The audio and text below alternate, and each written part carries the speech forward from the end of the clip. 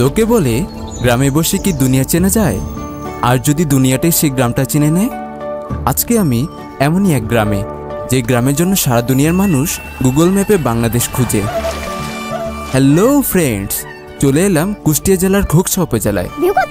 View তো 300 মাত্র।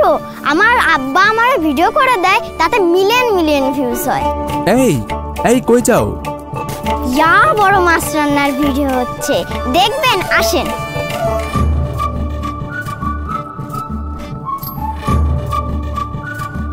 কিরে স্নেহা, কারে আনছিস? ঢাকা থেকে আসছি। ও ঢাকা থেকে?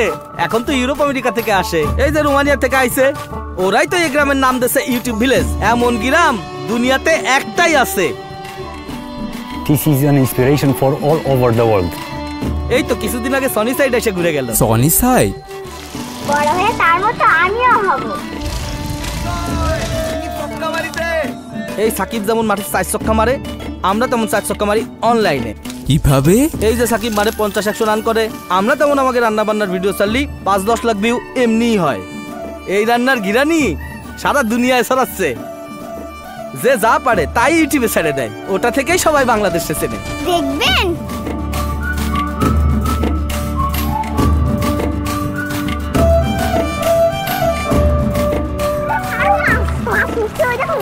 আপা কি করেন? খালের থেকে মাছ ধরে ইউটিউব চ্যানেলে ছাড়ো। এত কিছু জানি না ভাই, ভালো খাই সেটাই দেখাই। যার যা আছে সেটাই ট্যালেন্ট।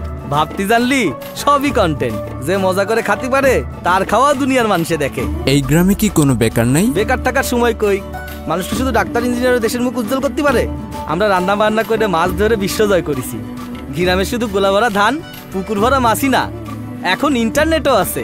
আমরা সবাই মজা করে যে খাওয়া দাওয়া করতাম, কে জানতো সেই রান্না দিয়ে সবাই আজ বাংলাদেশ চিনবে। চিনবেই তো। খুঁজতে খুঁজতে সারা দুনিয়া আসবে বাংলাদেশে।